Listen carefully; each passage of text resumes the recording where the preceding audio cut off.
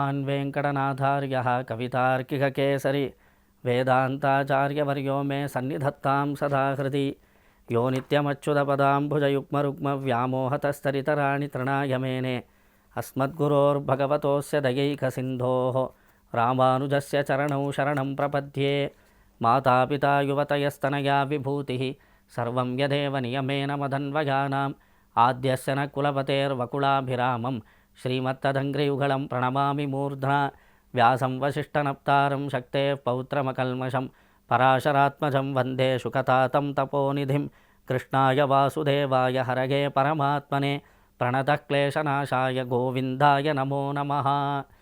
ಶ್ರೀಯಪ್ಪದಿಯಾದ ಸರ್ವೇಶ್ವರನ ಅನುಗ್ರಹ ವಿಶೇಷದಿಂದ ಶ್ರೀ ವಿಷ್ಣು ಸಹಸ್ರನಾಮದಲ್ಲಿ ಬರುವಂತಹ ಪ್ರತಿಯೊಂದು ಶ್ರೀನಾಮಕ್ಕೂ ಅರ್ಥವೇನು ಎಂಬುದನ್ನು ನಾವು ಅನುಭವಿಸುತ್ತಾ ಬರುತ್ತಿದ್ದೇವೆ.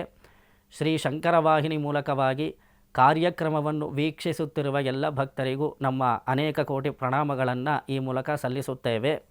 ಈ ಸಂಚಿಕೆಯಲ್ಲಿ ಶ್ರೀ ವಿಷ್ಣು ಸಹಸ್ರನಾಮದಲ್ಲಿ ಬರುವಂತಹ 70ನೇ ಶ್ರೀನಾಮ ಪ್ರಜಾಪತಿ ಎಂಬ ಶಬ್ದಕ್ಕೆ ಅರ್ಥವೇನು ಎಂಬುದನ್ನು ನಾವು ತಿಳಿದುಕೊಳ್ಳೋಣ.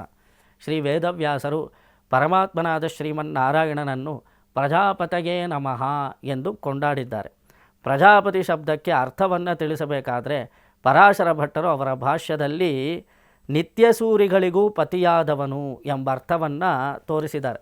ಬದ್ಧಾತ್ ಉತ್ಕೃಷ್ಟತೋ ಯೇ ಚ ಜಾಯಂತೆ ಸೂರಯಃ ಪ್ರಜಾಃ ತೇಷಾಂ ಯೋ ನಿತ್ಯಸೂರೀಣಾಂ ಪತಿ ಸಸ್ಯಾತ್ ಪ್ರಜಾಪತಿ.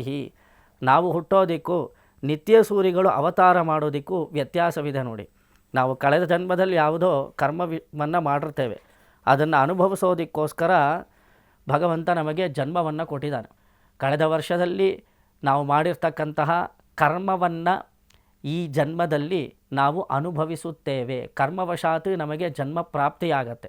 ಆದರೆ ನಮ್ಮ ಕರ್ಮಬಂಧನವನ್ನು ಬಿಡಿಸೋದಕ್ಕೋಸ್ಕರ ನಿತ್ಯಸೂರಿಗಳು ಶ್ರೀ ವೈಕುಂಠವೆಂಬ ದಿವ್ಯಲೋಕದಿಂದ ಅವತರಿಸುತ್ತಾರೆ ನೋಡಿ. ನಮಗೆ ಕರ್ಮವಶಾತ್ ಜನ್ಮ, ಆದರೆ ನಿತ್ಯಸೂರಿಗಳು ಭಗವಂತನ ದಿವ್ಯಾನುಗ್ರಹದಿಂದ ಅನವರತ ಭಕ್ತಿ ಇತ್ಯಾದಿ ಸದ್ಭಾವನೆಗಳಿಂದ ಕೂಡಿ ಲೋಕದಲ್ಲಿ ಅವತರಿಸುತ್ತಾರೆ. ನಮ್ಮ ಕರ್ಮಬಂಧನವನ್ನು ಬಿಡಿಸೋದಕ್ಕೋಸ್ಕರ ನಿತ್ಯಸೂರಿಗಳು ಅವತಾರ ಮಾಡ್ತಾರೆ. ಯಾರಿಗೆ ಈ ರೀತಿ ಒಳ್ಳೆಯ ಹುಟ್ಟು ಪ್ರಾಪ್ತವಾಗತ್ತೋ ಅವರನ್ನು ಪ್ರಜಾ ಅಂತ ಕರೀತಾರೆ.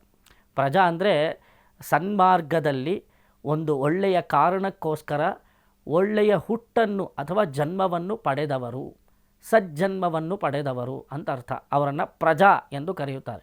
ಈ ಪ್ರಜೆಗಳಿಗೆ ಪತಿಯಾದವನು ಪರಮಾತ್ಮ ಶ್ರೀಮನ್ನಾರಾಯಣನು. ಇದು ಮತ್ತಷ್ಟು ನಮಗೆ ಅರ್ಥವಾಗಬೇಕು ಅಂದರೆ ಪರಮಾತ್ಮನ ದಿವ್ಯಾಂಶ ಸಂಭೂತರಾದವರು ನಮ್ಮಾಳ್ವಾರ್ ಎಂದು ಕರೆಯಲ್ಪಡುವಂತಹ ಶಟಕೋಪ ಸೂರಿ ನೋಡಿ. ನಮ್ಮ ಶ್ರೀವೈಷ್ಣವ ಸಂಪ್ರದಾಯದಲ್ಲಿ 4000 ದಿವ್ಯ ಪ್ರಬಂಧವನ್ನು ನಾವು ಅನುಸಂಧಾನ ಮಾಡ್ತೇವೆ. 12 ಮಂದಿ ಆಳ್ವಾರರು ಭರತ ಕ್ಷೇತ್ರದಲ್ಲಿರುವಂತಹ ಹಲವಾರು ದಿವ್ಯಕ್ಷೇತ್ರಗಳಿಗೆ ಹೋಗಿ 106 ದಿವ್ಯಕ್ಷೇತ್ರಗಳಿಗೆ ಹೋಗಿ 107ನೇ ದಿವ್ಯಕ್ಷೇತ್ರ ಬಂದು ಕ್ಷೀರಾಬ್ಧಿ, 108ನೇದು ಪರಮಪದ, ಇನ್ನು 106 ದಿವ್ಯಕ್ಷೇತ್ರಗಳು ನಮ್ಮ ಭರತ ಭೂಮಿಯಲ್ಲಿ ನೆಲೆಸಿದೆ.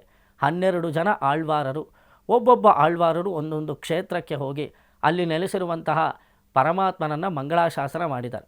ಈ 12 ಜನ ಆಳ್ವಾರರಿಂದ ರಚಿಸಲ್ಪಟ್ಟಂತಹ ಪ್ರಬಂಧವೇ 4000 ದಿವ್ಯ ಪ್ರಬಂಧ. ಅದು 4000 ಪ್ರಬಂಧಗಳು ಪರಮಾತ್ಮನ ದಿವ್ಯವಾದ ಸ್ವರೂಪವನ್ನು ಕೊಂಡಾಡುವಂತಹ ಅದ್ಭುತವಾದ ದಿವ್ಯ ಪ್ರಬಂಧಗಳು. ಇದರಲ್ಲಿ ಸರ್ವ ವಿಧವಾದ ವಿಷಯಗಳು ಅಡಗಿದೆ. ಭಕ್ತಿಯನ್ನು ಆಳ್ವಾರರು ಇದರಲ್ಲಿ ಅಭಿವ್ಯಕ್ತಿಪಡಿಸಿದ್ದಾರೆ. ಅಂತಹ ಅದ್ಭುತವಾದ ದಿವ್ಯ ಪ್ರಬಂಧ. ಈ ಆಳ್ವಾರರಲ್ಲಿ ತುಂಬ ಶ್ರೇಷ್ಠರಾದವರು, ಉತ್ತಮರಾದವರು ನಮ್ಮಾಳ್ವಾರ್ ಎಂದು ಕರೆಯಲ್ಪಡುವಂತಹ ನಿತ್ಯಸೂರಿ.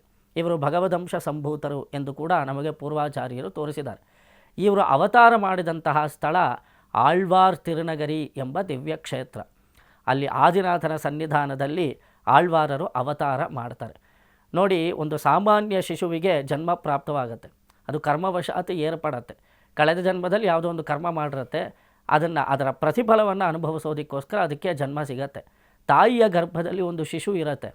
ಆ ಸಮಯದಲ್ಲಿ ಪರಮಾತ್ಮ ಆ ಶಿಶುವಿಗೆ ತಾನು ಕಳೆದ ಜನ್ಮದಲ್ಲಿ ಮಾಡಿರ್ತಕ್ಕಂತಹ ಪಾಪ ಪುಣ್ಯಗಳನ್ನು ತೋರಿಸ್ತಾನಂತೆ ನೋಡಿ. ನಾವು ದೂರದರ್ಶನದ ಮೂಲಕ ಹೇಗೆ ವಿಷಯಗಳನ್ನು ನೋಡ್ತೀವೋ ಆ ರೀತಿ ನಾವು ತಾಯಿಯ ಗರ್ಭದಲ್ಲಿರಬೇಕಾದ್ರೆ ಭಗವಂತ ನಾವು ಕಳೆದ ಜನ್ಮದಲ್ಲಿ ಮಾಡಿರ್ತಕ್ಕಂತಹ ವಿಷಯಗಳನ್ನೆಲ್ಲ ತೋರಿಸ್ತಾನೆ.